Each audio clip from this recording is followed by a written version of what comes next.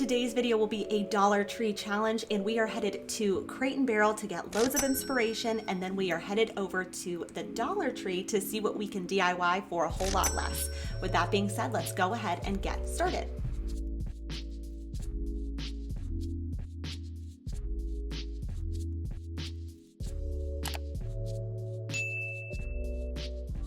For the first project, one of the pieces that I really loved this time around at Crate & Barrel was from the Athena Calderon drop, which was these tapered candle holders. I thought they looked really organic, but they were also really minimal and modern. But they are also almost $80. So first I went to the hardware store. I picked up 2 of these pipes here for 62 cents a piece. You can of course use bowls from the Dollar Tree, but I ended up finding these ones at the thrift store for $4 for a set of 3 of them, and I'm only going to be using 2 for this project. So step 1 for this project is going to be to glue these pipes down to the middle of the inside of these bowls, and to do that I'm going to use super glue gel just to make sure I have a nice, good, secure hold. Once those 2 pieces were unified, I then brought it out to the garage for some spray paint. I'm going to use this multicolored textured spray paint by Rust-Oleum.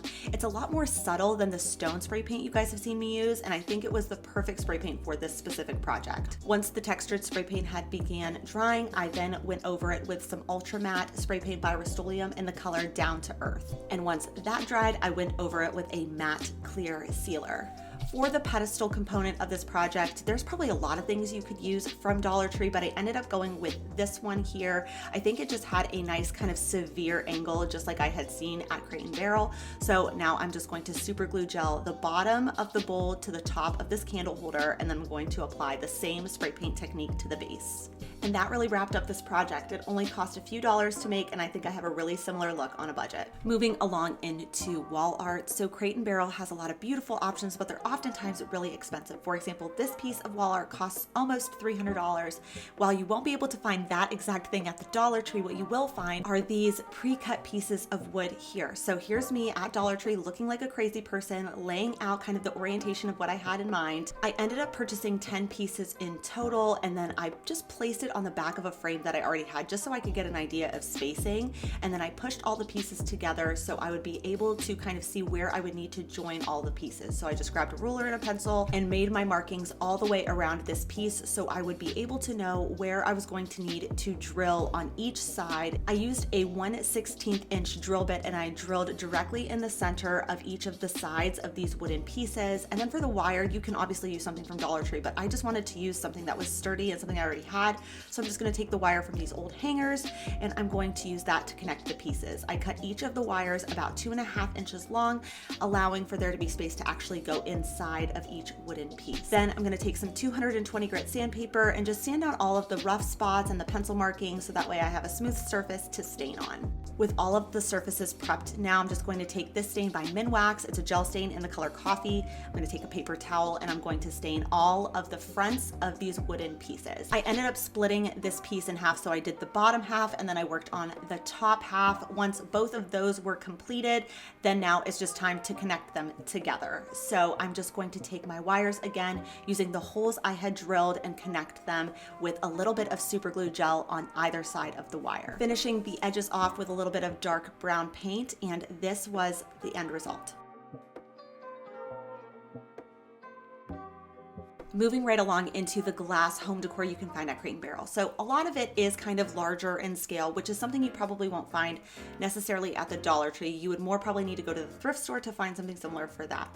But there are some smaller pieces that I think could really replicate things that you would see at Dollar Tree. So for example, these long stem glass tea light candle holders are just $1.25 a piece. I actually picked mine up at the thrift store for just 30 cents though, and I'm going to just slide it in one of the hurricane bases also from the Dollar Tree. A similar look from Crate & Barrel can cost almost 10 times that price. So I do think it's better, especially if you have to buy multiples of things like the hurricane bases, just go to the Dollar Tree because they look so similar to anything you would find at Crate & Barrel. So for the smaller one, you can just keep it super simple, add some water, some pretty roses, and you can have a really chic look, but it was so budget friendly. Another combination I really like is to do the fishbowl vase with the fluted glass tea light holder inside, and I think again, it just makes it feel a little bit more substantial, a little bit more high-end, but so budget friendly.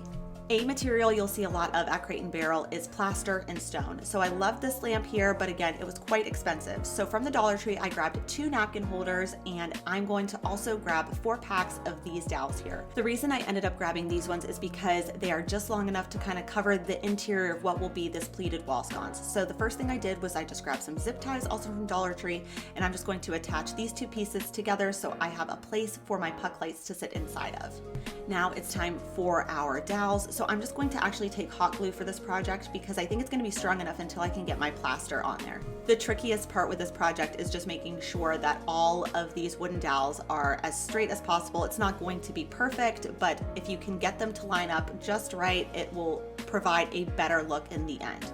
So I'm just taking my time with this step and making sure that all the dowels are straight, starting off with some white spray paint that I just had on hand, and I'm just going to spray the whole thing down. Once the white spray paint had dried, I then went in with some stone spray paint. Again, this is just to add additional texture. That's what you'll see of a lot in these high-end stores. There's just so many layers of texture.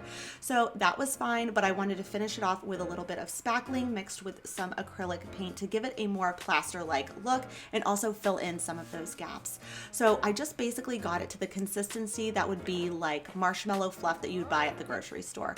And I had my assistant help me out here, and he just finished off the project for me, and this was the end result.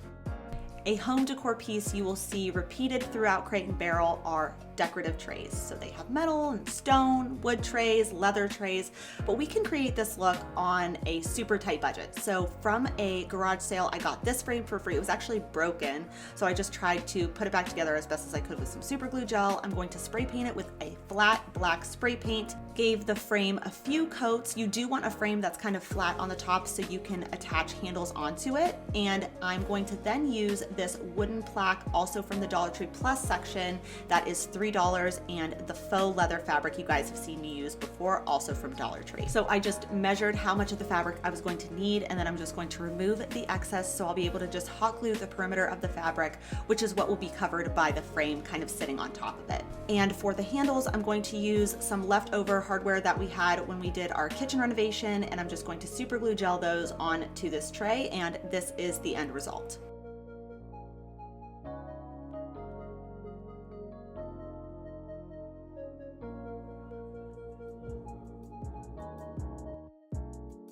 As I mentioned earlier, stone, plaster, all of those materials kind of keep repeating themselves throughout Crate & Barrel, which is very fitting for that modern design aesthetic. If you happen to watch my last video, you'll see that I used these white stones from the Dollar Tree and attached them onto this thrifted mirror, and I think it just completely transformed the look of this specific piece. Now, obviously, you're not going to find a mirror this size at the Dollar Tree, but you can kind of tailor it to a smaller scale and make some really interesting pottery. So all you need for this project is some spackle from the Dollar Tree, any glass vase you want. So for this project, I ended up using this vase. I think the shape just worked a little bit better overall. And I worked on the top first, let that dry so then I could flip it upside down and work on the bottom. So we are just going to start off by applying a lot of spackle onto this glass vase. I would say you just want it to be about 1/4 of an inch deep, so then that way your stones have a place to kind of sit inside of. I love that this project doesn't require any hot glue, especially after the last video I showed you. That was a very time-consuming experience, so this was just nice and easy. It was so quick. I was just able to kind of push these in there, and because the spackle has almost like a stone-like look, it's a lot easier to disguise if you've missed a spot, or if a rock's just not sitting in there perfectly. Stone vases from high-end stores can cost a ton of money, and you can create something like this for just about $4.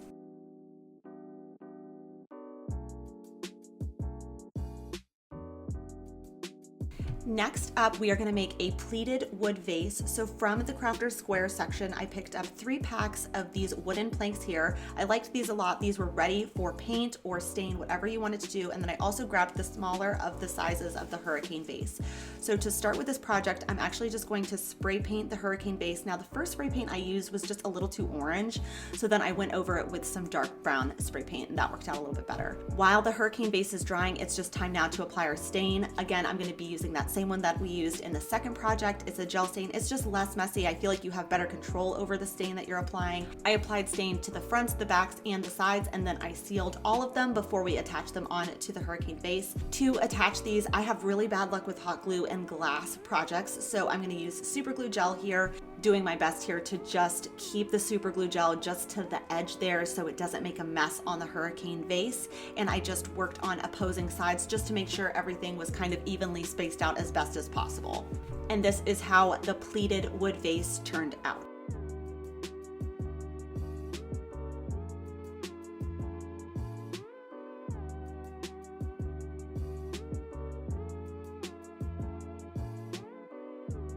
Last but certainly not least are going to be our iron candle holders. So from the Dollar Tree, you want to grab the circular shape of these kind of cement holders, as well as one of these kind of cheapy metal tapered candle holders. So the reason I don't like these by themselves is they just feel not substantial. They don't feel high end. So if you add this little base there with some super glue gel, I feel like it just makes it feel a little bit more heavy duty, a little bit more high end, and it was only $2.50. So for the kind of iron-like look, I like to use this one by Rust-Oleum that we used in the first project. I'm just going to apply that all over this taper candle holder, and then I'm going to go in with some flat black spray paint to again just give it this iron-like look.